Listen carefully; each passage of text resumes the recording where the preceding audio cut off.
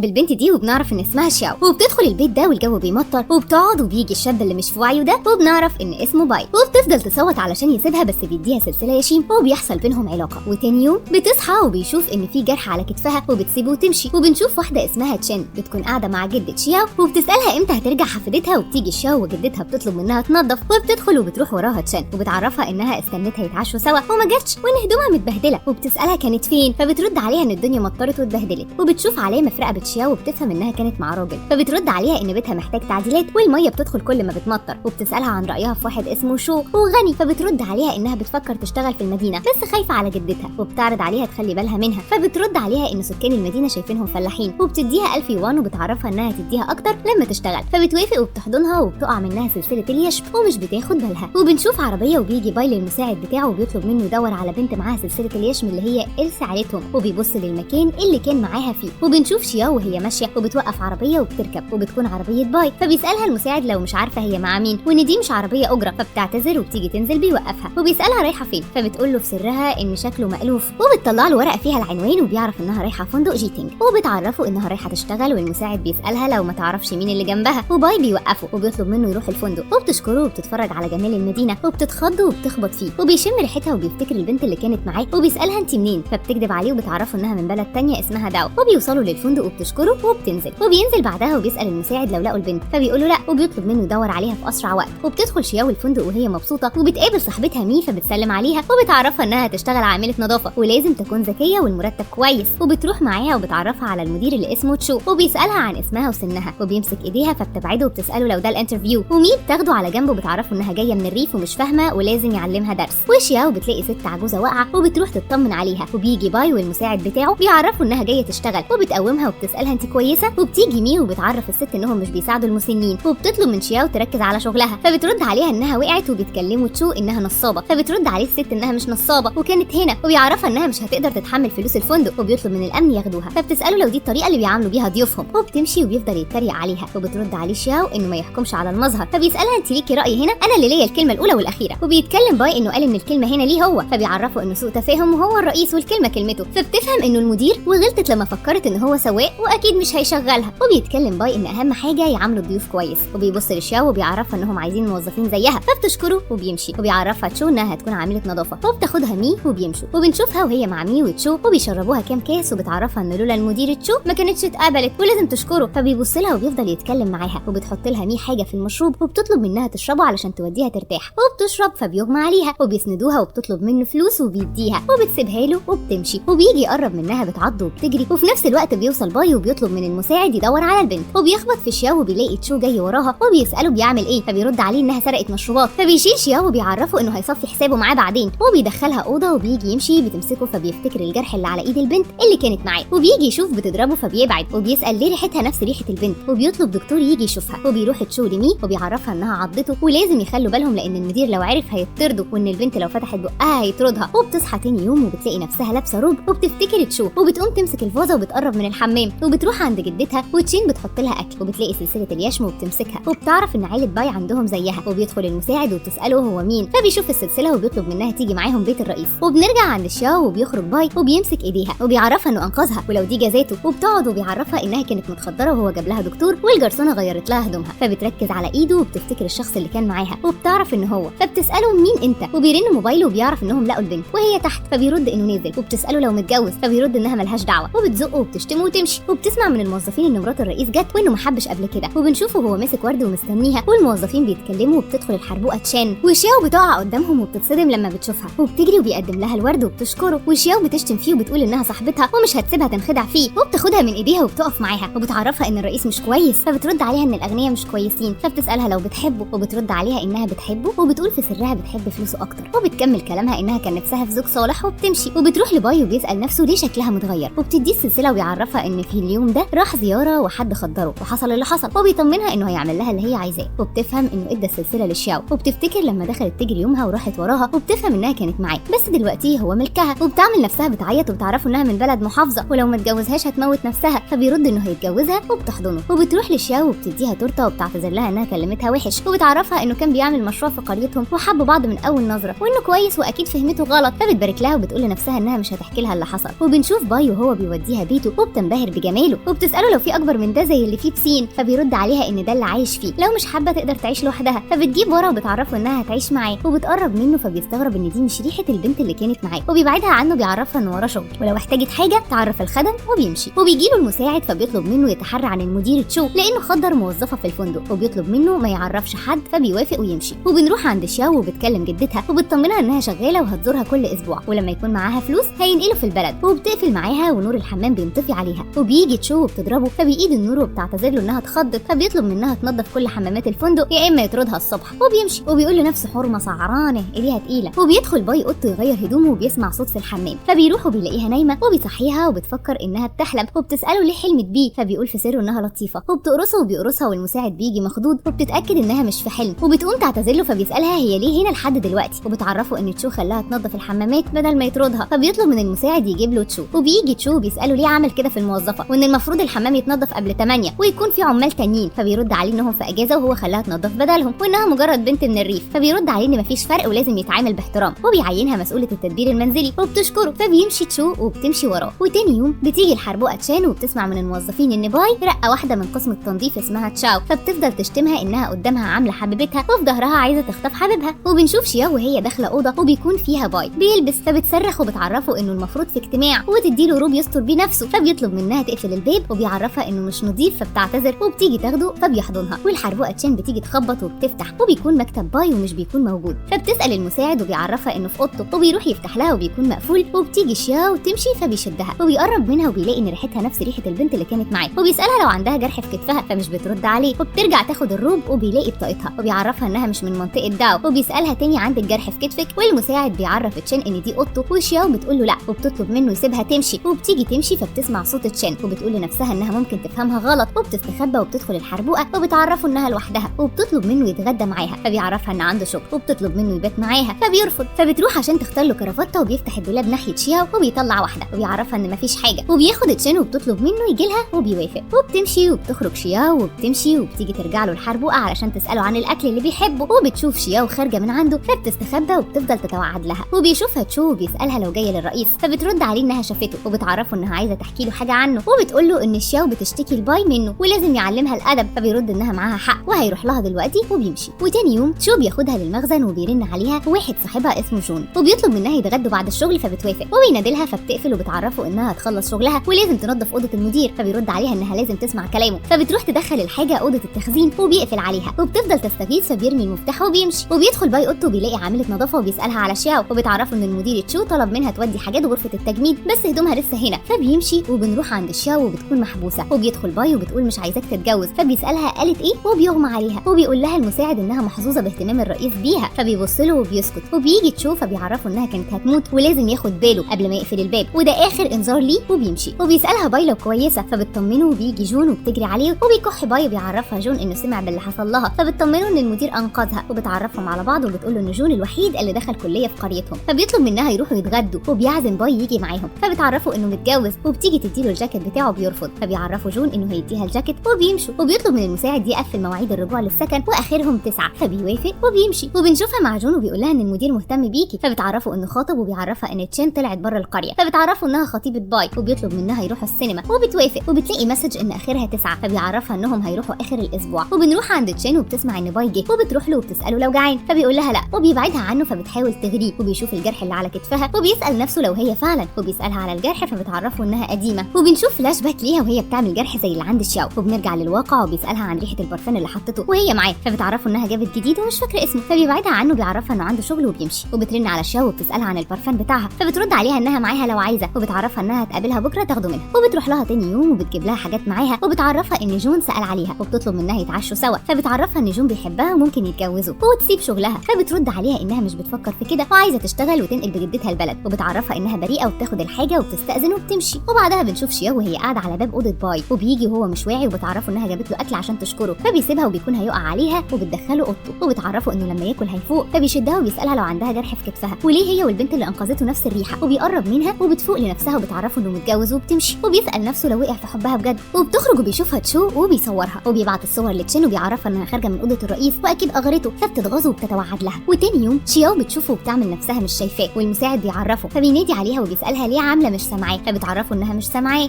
وبيسالها ليه ما نظفتش اوضته، فبتعرفه انها غيرت الشيفت، وبيعرفها ان محدش هينظف اوضته غيرها 3 مرات في اليوم وتنظفها دلوقتي. وبتروح وبيكون هناك وكل ما بيجي جنبها بتبعد، وبيسالها هو انا وحش للدرجه دي؟ فبترد عليه انها بتنظف، وبيجي يتكلم عن امبارح فبتسكته، وبيعتذر لها انه قرب منها غصب عنها، فبتساله لو فكر في اللي معاه وانها معجبه بيه، فبيرد عليها طب لو ما كنتش خاطب، وانه معاها غصب عنه مش بارادته ومش بيحبها، وان من اول يوم جت فيه الفندق وهو معجب بيها هي، وبيطلب منها تديه فرصه وهيصلح كل حاجه. فبتشكره على صراحته وبتعرفه انها بتتمنى ياخد كل علاقه في حياته جد، وبتمشي. وبينادي عليها تشو وبيطلب منها تنظف اوضه معينه، وبيحط لها محفظه وهي مش واخده بالها وبتمشي. وبنشوفه وهو واقف مع واحد اسمه فو، وبتجيله شاو وبتعرفه انها خلصت، فبيسال فو لو هي دي، وبيقول له ايوه، فبيخلي الامن يمسكوها وبتسالهم عملت ايه، فبيرد عليها ان هي نظفت اوضه فو سرقت محفظته، فبتعرفه ان هي دخلت اوضته بس ما شافتش حاجه، وبيجي الامن بالمحفظه، فبيسالها تشو ازاي تاخد حاجه الضيوف، وبيجي المساعد لبايو بيعرفه اللي حصل وبيقوم، وتشو بيقول لها انت متلبسه وما ينفعش تجادلي، فبتعرفه انها ما عملتش حاجه واكيد حد لبسها لها، وبتطلب منه يشوف الكاميرات، فبيرد عليها انها مكسوره واكيد هي اللي عملت كده. وبتكون تشين موجوده وبتقول في سرها انت اللي عملتي كده في نفسك، وبيعرفها انها ايديها طويله، وبيطلب منه يجيبوا الشرطه ويفتشوها، وبييجوا يفتشوها بترفض وتعيط، وتشو بيجي يضربها فبيوقفوا باي وبيقومها، فبيعرفوا انها سرقت فلوس الضيوف، وبترد انها ما سرقتش حاجه، وبيعرفوا باي ان التفتيش الجسدي انتهاك لحقوق الانسان، فبيرد عليه انه معاه دليل انها سرقت فلوس الراجل في عربيه التنظيف، وهو بيحافظ على سمعه الفندق ولازم يطردها، فبيعرفوا انه كمدير متسرع، وبيرد عليه انه عمل كده علشان سمعه الفندق وهي مجرد فلاحه جايه تسرق، فبتعرفوا انها بتشقى علشان تجيب القرش، وبيرد عليها تشو ان الشرطه جايه، فبيعرفوا باي انه هيدور على الحقيقه ويشوف كاميرات المراقبه، وبيرد عليها انها كسرتها ومتعطله، فبيبص للمساعد وبيجيب الموبايل، وبنشوف ان تشو هو اللي فصل الكاميرا، والناس بتفضل تشتمه، فبيتصدم وبيجيب ورا، وبيعرفوا باي انه استخدم قوته علشان يتحرش بالبنات، وان مي قالت بنفسها، وبنشوف فلاش باك والحرس جايبينها وبيسالها لو مستعده تعترف على تشو، وبنرجع للواقع وبتتصدم شياو وبتفهم انه عمل كتير علشانها، وبتيجي مي وبتعرفه ان هو السبب، وكل ما تيجي موظفه يخليها تجيبها له،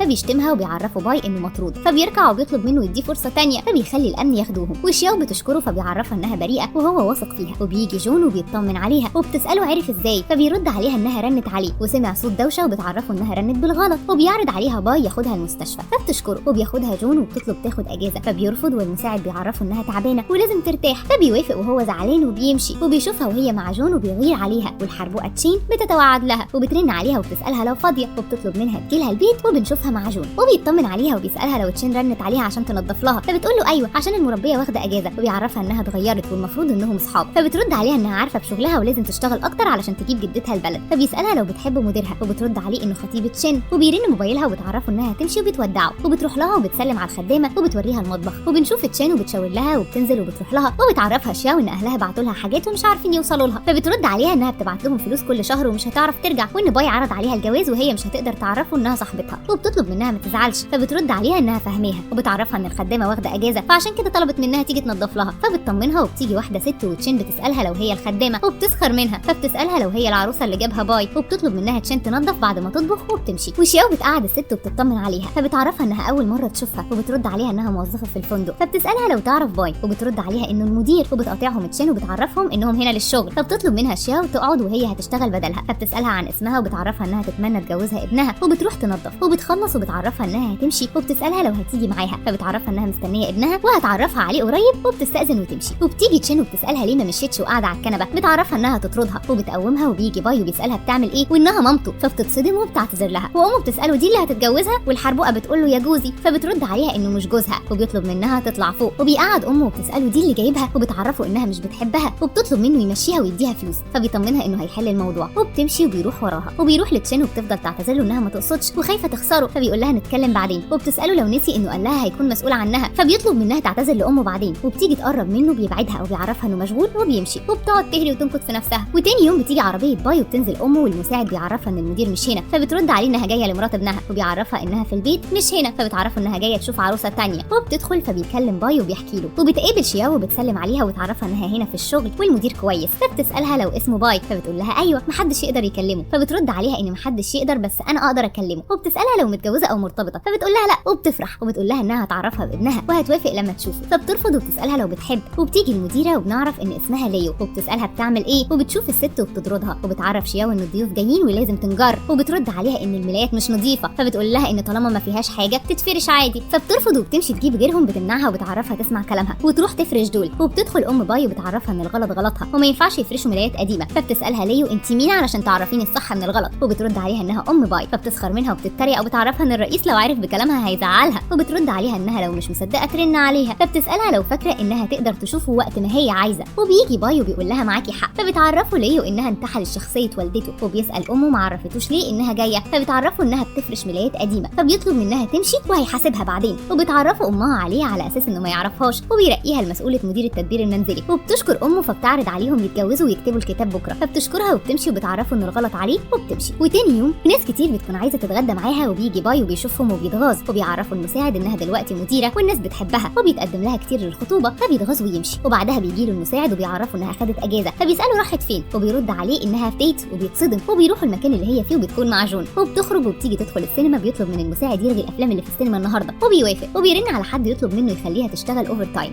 وبتروح له وبتساله عايزها في ايه، فبيطلب منها تنظف له الاوضه وبتوافق، وبيطلب منها تحضر له هدوم، فبتقول له مراتك عندك ولا اتصل لك بيها، وبتيجي تمشي بيوقفها وبيعرفها انها كانت مع جون، وبيسالها لو مش ناويه تديه فرصه، فبتقول له احترم نفسك بليز، ولو فضلت تضايقني هستقيل، وبتعرفه انها هتخلي حد ينظف له الاوضه بعد كده، وبتمشي وبتحس بدوخه، وبتروح للدكتور وبيعرفها انها حامل، وبتفتكر لما كانت مع باي والعيال وهي صغيره اتنمروا عليها، وبتقابل باي وبتكون هتعترف له. بيجي المساعد وبيعرفه ان تشين عايزاه يجرب معاها فستان الفرح، فبيسالها عايزه تقول ايه، وبتقول له مفيش، وبتمشي. وبعدها بتقابل مامته وبتسلم عليها، فبتطلب منها تتغدى معاها، وبترد عليها انها عارفه انها بتحاول تجمع بينها هي وباي، بس هو متجوز ومش هينفع، فبتعرض عليها يتغدوا وبتوافق، وبيمشوا. والحربوقه تشين بتكون شايفاها وبتفضل تشتم فيها، وبعدها بتجيلها ليو وبتسالها عايزاها في ايه، وبترد عليها ان الشاو خدت المنصب بدلها، وبتحاول تغري باي ولازم يقتلوها وهي هتضمن لها المنصب، فبترد عليها ان في حفله بكره وهتبعتها هناك والحادثه مش هتتعرف. وبيجي ميعاد الحفله وبتطلب منها ليو تنظف ترابيزه معينه، فبتروح وتشين بتقول ان هي اللي عملت كده في نفسها، والنجفه بتكون هتقع على شياو، وباي بيجي يبعدها وبيقع وبيتخبط وبيغمى عليه وبيغمى عليها هي كمان. والحربوقه بتسال الدكتوره عن باي وبتعرفها انه كويس والبنت اللي معاه حامل، وبتديها التقارير وبتصدم، وبتفوق شياو وبتفتكر انه انقذها، وبتقوم وبتيجي تشين فبتسالها عن باي وبتعرفها انه كويس،